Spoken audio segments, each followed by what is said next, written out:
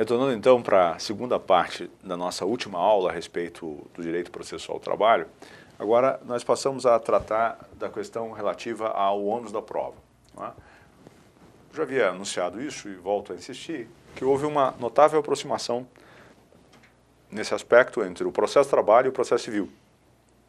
O artigo 818 reproduz, em grande medida, as regras que já estão presentes no artigo 373 do novo CPC. Tá?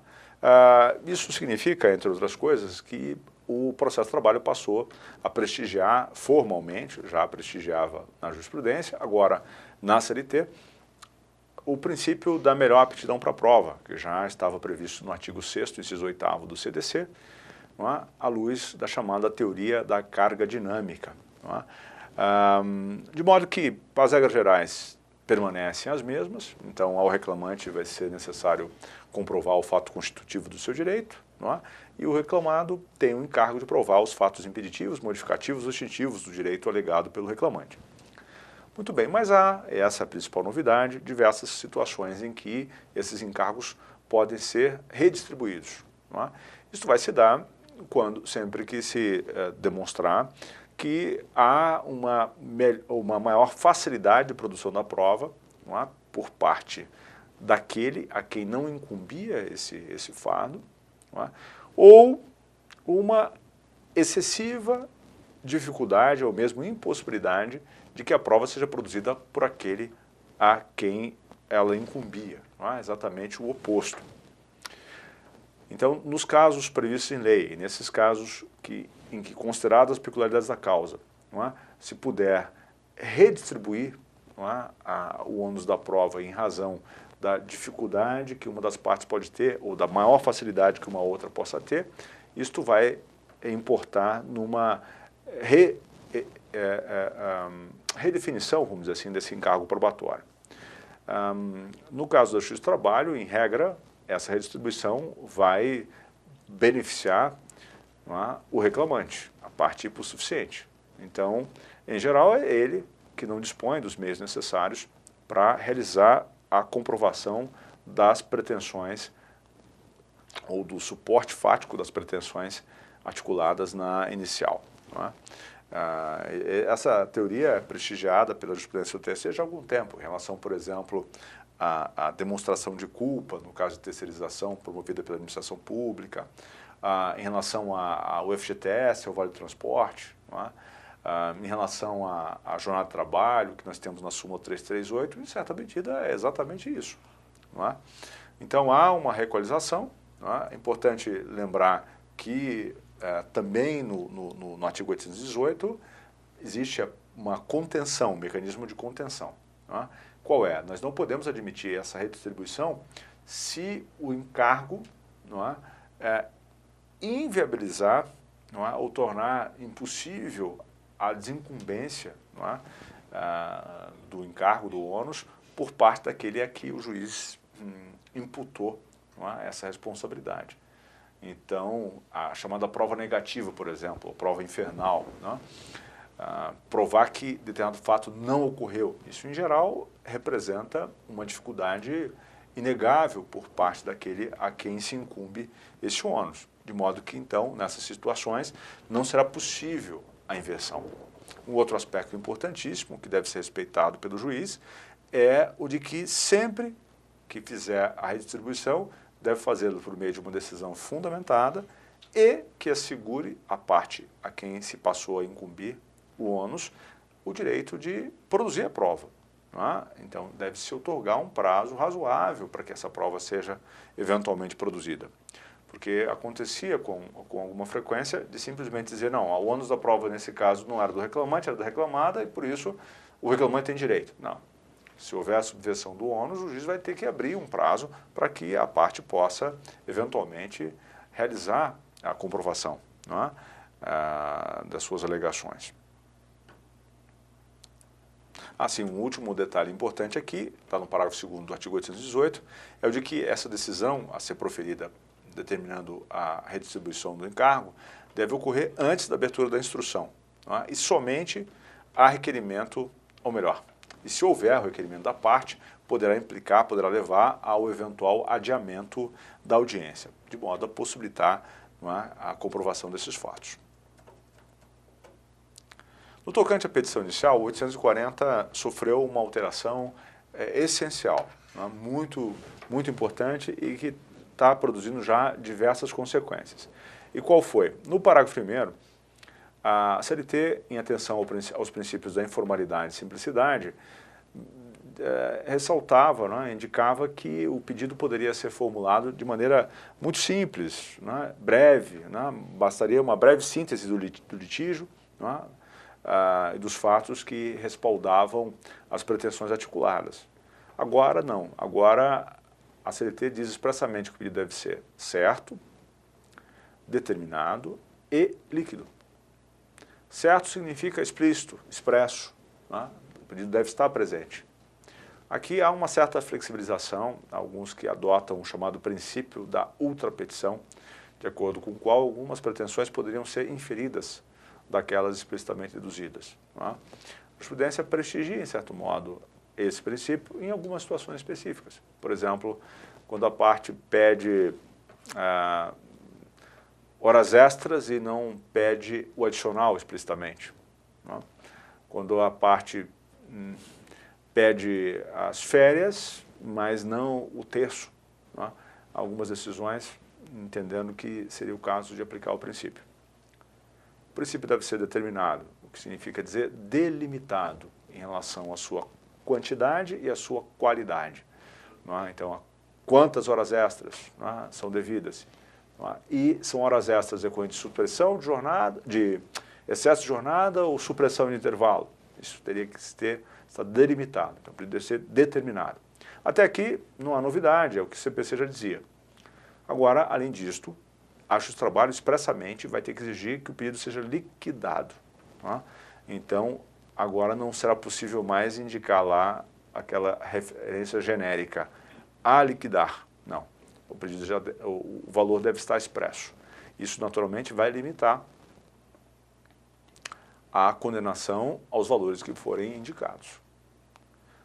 Uma consequência concreta que nós já observamos na prática é a de que vários reclamantes, né, estão propondo ações de exibição de documentos para ter acesso ao acervo documental necessário para que esses pedidos sejam devidamente liquidados.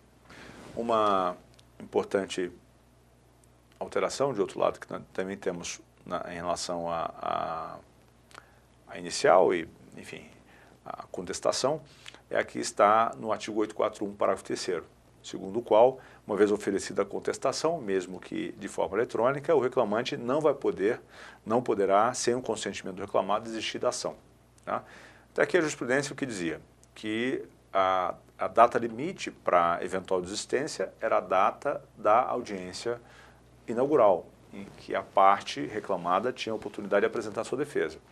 Agora não, oferecida a contestação, mesmo que antes da audiência, não será mais possível, sem o consentimento do reclamado, desistir da ação. Então, se porventura a reclamada identificar algum problema na inicial, ela pode antecipar a apresentação da defesa de modo a inviabilizar a desistência da ação por parte do reclamante. Muito bem, em relação à contestação, o que se tornou explícito aqui foi a possibilidade de a defesa ser apresentada por escrito mediante o sistema de processo eletrônico, o PJE, até a data da audiência, algo que já estava presente na resolução 136 do CSJT. Uma outra alteração, vamos dizer assim, que abalou os paradigmas da Justiça do Trabalho foi a que se deu no artigo 843, parágrafo 3º. A súmula 377, que é uma súmula razoavelmente antiga do TST, consolidou o entendimento segundo o qual o preposto, em regra, deve ser empregado. Só não seria empregado, não precisaria ser empregado no caso das lides envolvendo empregados domésticos e de micro e pequenas empresas. Agora não, agora o parágrafo 3º diz de forma geral que o preposto não precisa ser empregado da parte reclamada. Há uma certa polêmica em torno desta questão, mas eu não vou entrar aqui nas discussões. O que é certo é que se o advogado comparece à audiência, ele vai ter que fazer uma escolha. Ou ele figura bem como advogado ou figura como preposto. Não vai poder, até porque seria uma infração ao Código de Ética, se apresentar nas duas condições. O juiz poderá eventualmente suspender, havendo um motivo relevante, o julgamento, designando nova audiência. Isso aqui já é o que nós temos no artigo 844. Se o reclamante se ausentar, o que ocorre? Antes, o 844 simplesmente dizia que a ausência do reclamante levava ao arquivamento do feito. Agora, essa consequência também está lá, mas, ao lado disso, o reclamante poderá ser condenado ao pagamento de custas. E, nesse caso, esta obrigação passa a figurar como condição para que ele venha a propor uma nova ação, salvo, claro, se ele for beneficiário da justiça gratuita. Então, o pagamento dessas custas será uma condição para a propositura de nova demanda, segundo o parágrafo 3º. No caso da reclamada, o caput do artigo 844, que permanece inalterado, diz que a sua ausência conduzirá ao reconhecimento, confissão, na verdade, relativamente a todos os fatos declinados na inicial. Está lá na parte final do artigo 844. Haverá, portanto, revelia, em tese, e confissão quanto à matéria de fato. Essas consequências, entretanto, não vão ser reconhecidas, tal como ocorre no Código de Processo Civil, havendo pluralidade de reclamados, se um deles contestar a ação, o litígio versar sobre direitos indisponíveis. Claro que aqui a indisponibilidade diz respeito ao empregador e não ao empregado. A petição inicial não estiver acompanhada de instrumento que a lei considera indispensável à prova do ato e as alegações do reclamante forem inverossímeis ou estiverem em contradição com a prova constante nos autos. Inverossímil, por exemplo, foi o caso de uma alegação num processo concreto, de um reclamante que dizia trabalhar 24 horas por dia. E ele disse isso precisamente porque sabia que a empresa não iria designar alguém para comparecer à audiência inaugural. É uma alegação inverossímil, precisamente nesse caso em que ele disse ter trabalhado 24 horas por dia durante quase 2 anos. Uma novidade importante trazida no parágrafo 5º é de que se o preposto do reclamado não estiver presente, mas o seu advogado estiver, poderão ser aceitos a contestação e os documentos eventualmente apresentados. Muito bem. No tocante à execução, quais foram as modificações mais importantes? A primeira, enfim, é resultado aqui de uma, vamos dizer assim, uma briga de gato e rato entre a Justiça do Trabalho e a União. Eu vou resumir aqui em 3 atos essa briga. A jurisprudência do TST se consolida no sentido de dizer que a execução de ofício das contribuições previdenciárias só pode se dar em relação às parcelas objeto de acordo homologado ou sentença prolatada pelo juiz do trabalho. Não alcançaria, por via de consequência, os salários pagos durante o chamado período clandestino. Então, imagina um sujeito que trabalhou 10 anos numa empresa, não tinha vínculo reconhecido, propõe uma reclamação, obtém o reconhecimento do vínculo e, por via de consequência, a condenação da empresa a pagar 13º, férias, entre outros.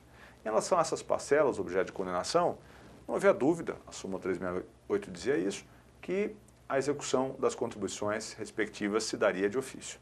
Agora, em relação aos salários que já foram pagos no período da contratualidade e que deveriam sofrer incidência de contribuições, estas seriam objeto de um procedimento fora da Justiça do Trabalho. Teria que haver o lançamento administrativo e depois a execução na Justiça Comum e não na Justiça do Trabalho. É isso, em essência. No segundo ato, a União consegue a aprovação de uma alteração no artigo 876, parágrafo único, para incluir a competência para executar as contribuições sobre os salários pagos durante o período contratual reconhecido. É o que dizia a parte final desse parágrafo único. A jurisprudência do TST, entretanto, se manteve essencialmente intacta, partindo de um entendimento também firmado pelo Supremo, que resultava da interpretação do artigo 114, inciso 8º da Constituição. E agora, o último ato é a mudança que se deu com a Lei 13.467, em que se explicita que a execução tem por objeto unicamente a condenação constante das sentenças que proferir e acordo que homologar. Então, do ponto de vista prático, nada mudou, na verdade. A jurisprudência já seguia nessa direção. Entretanto, uma alteração importantíssima e radical, eu diria, foi que se deu no caput do artigo 878. O 878 caput admitia a possibilidade expressamente de que a execução se desse de ofício. Agora, essa possibilidade não existe mais como regra. Não é? A execução será promovida pelas partes, diz o novo 878. Permitida a execução de ofício pelo juiz ou pelo presidente do tribunal, aí vem a novidade, apenas nos casos em que as partes não estiverem representadas por advogado. Então, só quando nós estivermos diante do exercício do ius postulandi é que o juiz poderá promover de ofício a execução. Do contrário, ele deverá ser provocado a tanto pela parte exequente. Outra novidade é a que está no parágrafo 2º do artigo 879, no tocante à liquidação. Né? Elaborada a conta e tornada líquida, o juiz deverá, antes era poderá, né? Antes era uma faculdade, deverá abrir às partes o prazo comum de 8 dias. O prazo anteriormente era de 10 dias, caiu para 8 dias. Para quê? Para que haja impugnação desses cálculos. Né? Antes havia uma faculdade, isso levava a procedimentos diferenciados de vara para vara. Agora não, o juiz necessariamente tem que abrir um prazo de 8 dias para impugnação. A atualização aqui, segundo regra explícita no parágrafo 7º, deve seguir a TR, né, dos créditos decorrentes de condenação judicial na esfera trabalhista, é só uma referência explícita que nós temos no parágrafo 7º.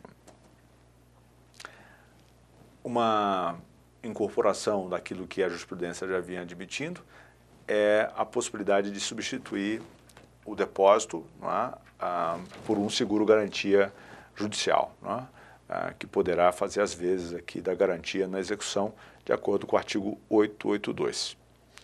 O 884 diz que a exigência de garantia ou penhora não vai se aplicar às entidades filantrópicas ou àqueles que compõem ou compuseram, enfim, a diretoria dessas instituições. Então, nesses casos, não será necessário garantir o juízo, de acordo com o parágrafo 6º do 884. O 883A, né, traz para a Justiça do Trabalho, para o processo de trabalho, uma regra que já estava no CPC, não é? E que agora, vamos dizer assim, sofre alterações com o 883A, não é? Sofre ajustes. Não é? O 883A traz regras sobre a questão do protesto, que está no novo CPC, protesto de decisão judicial, que tem por objeto a decisão judicial, e traz uma regra sobre o BNDT, sobre o Banco Nacional de Devedores Trabalhistas. E qual a regra? Nós temos aqui que a inscrição no BNDT e o protesto da decisão judicial trabalhista transitada e julgado só pode ocorrer depois que for esgotado o prazo de 45 dias, a contar da citação do executado, para que ele então promova a garantia do juízo. Se ele não fizer, aí sim será possível inscrever no BNDT e, eventualmente, se admitir o protesto da decisão nas esferas competentes. Para concluir nossa última aula, a segunda parte da nossa última aula, eu gostaria ainda de falar de alguns pontos a respeito de recursos. O primeiro, e o mais simples que eu abordaria, é o que está no parágrafo 1º-A do artigo 896. Não é? Este parágrafo 1º-A, aliás, é, sem dúvida nenhuma, um dos principais motivos que levam o TST a deixar de admitir recursos de revista. Não é? Especialmente o inciso 3º, que traz a exigência de que a parte transcreva o trecho do acórdão regional que consubstancia o pré-questionamento da controvérsia. Não é? Agora, o inciso 4º, referendando a posição que se pacificou na SBDI 1 do TST, também exige, em relação aos recursos de revista que articulam preliminar de nulidade por negativa de pressão jurisdicional, a transcrição dos termos dos embargos declaratórios e do acórdão que tiver realizado a sua análise, em relação aos pontos que a parte indica ter havido nulidade por negativa de pressão jurisdicional. Então, no recurso de revista, sempre que se for articular uma preliminar de nulidade por negativa de prestação jurisdicional, além de indicar violação aos artigos 93.9 da Constituição, 832 da CLT, ou 458 do antigo CPC, né, atual 489, vai ser necessário que a parte cuide de transcrever os seus embargos declaratórios nos pontos a respeito dos quais haja nulidade e, além disso, transcrever os trechos do acórdão regional que vier a analisar estes embargos, não é? Para que se possa promover o cotejo e se concluir sobre a existência ou não de omissão efetiva. Muito bem. O parágrafo 14 do 896, introduzido pela Lei 13.467, simplesmente explicita algo que, em tese, já era adotado por alguns ministros do TST, que é a possibilidade de que os relatores monocraticamente deneguem seguimento aos recursos de revista quando houver manifesta intempestividade, deserção, irregularidade de representação ou ausência de qualquer pressuposto extrínseco ou intrínseco de admissibilidade. Né? Então, essa possibilidade explícita agora é reconhecida aqui. A novidade certamente mais, vamos dizer assim, polêmica, ao mesmo tempo mais preocupante, foi a da transcendência. Não é? A transcendência já estava presente no texto da CLT já há algum tempo. Não é? O artigo 896-A foi introduzido pela medida provisória 2226 de 2001, não é? Por iniciativa do ministro Ives Gandra, na época assessor especial da Casa Civil, na gestão do Fernando Henrique Cardoso. Muito bem, qual a novidade? Até aqui não havia regulamentação desse preceito. O TST se recusava a regulamentar, havia uma forte resistência. O que aconteceu? A medida provisória que exigia a regulamentação foi revogada nesse ponto. O artigo 2º foi revogado e, mais do que isso, se editaram regras, a partir da Lei 13.467, estabelecendo os parâmetros para a transcendência. Né? Recentemente, o TST alterou seu regimento interno para reproduzir, essencialmente, essas regras que estão no artigo 896-A, já alterado pela reforma. Tá? A única novidade trazida pelo regimento interno, que é importante esclarecer aqui, né, é a de que o requisito da transcendência só poderá ser analisado em relação aos recursos interpostos contra decisões publicadas a partir da entrada em vigor da Lei 13.467, que, como sabemos, foi no dia 11 de novembro de 2017. Muito bem, quais são esses... Então, como funciona essa questão da transcendência? A transcendência é, por assim dizer, um pressuposto que antecede a todos os demais, sejam os comuns, sejam os específicos, sejam os extrínsecos, sejam intrínsecos. Então, eu tenho recomendado que este seja um ponto a ser articulado logo no início do recurso. Tá? Eu devo ressaltar que nas reuniões que os ministros do Tribunal Superior do Trabalho promoveram para tratar dessa questão, surgiu um consenso em torno da desnecessidade de uma articulação expressa da preliminar de transcendência. Segundo esse entendimento, o TST poderia, de ofício, reconhecer a transcendência. Eu, evidentemente, não tenho recomendado que se conte com esta análise de ofício. O melhor, na minha opinião, é seguir o rigor que o Supremo tem imposto à questão da repercussão geral, que, aliás, se inspirou na transcendência. Não é? Muito bem, então eu vou rapidamente comentar aqui os principais pontos a respeito da transcendência. Primeiro, nós temos 4 critérios. Não é? São requisitos alternativos, não cumulativos, ou seja, você não precisa comprovar cada um deles, basta comprovar um. Entretanto, é necessário que todos e cada um dos temas articulados no recurso de revista sejam transcendentes. E quais são as dimensões da transcendência? Econômica, e aqui, exemplificativamente, a lei cita o elevado valor da causa como indício, né? Porque, eventualmente, o valor da causa pode ser inexpressivo, mas seu impacto financeiro em outras demandas, né, afirmada aquela tese, pode levar, eventualmente, a uma empresa, por exemplo, a encerrar a sua atividade. Política, e aqui basta comprovar o desrespeito à jurisprudência pacificada ou sumulada do TST ou no Supremo. Social, né, aqui novamente é exemplificativo. Postulação de direitos sociais constitucionalmente assegurados, por exemplo, os que estão previstos no artigo 7º, em seus 34 incisos. Jurídica, quando houver uma questão nova, não é? Sob a interpretação da legislação federal trabalhista. Não é? Isso pode caracterizar a transcendência do ponto de vista jurídico. Não é? E aqui é importante lembrar o seguinte, o que significam esses critérios? Tá? Do primeiro para o segundo grau, o que impulsiona o processo é essencialmente o interesse das partes, o interesse privado, tá? Que consiste na defesa do direito subjetivo. Então, é o direito às horas extras, que o reclamante não teve reconhecido, por exemplo, tá? A indenização por danos morais, que foi objeto de condenação à empresa, tá? E o que impulsiona o recurso ordinário do primeiro para o segundo grau, não é? Para o TRT, é exatamente esse direito subjetivo que a parte entende lesado.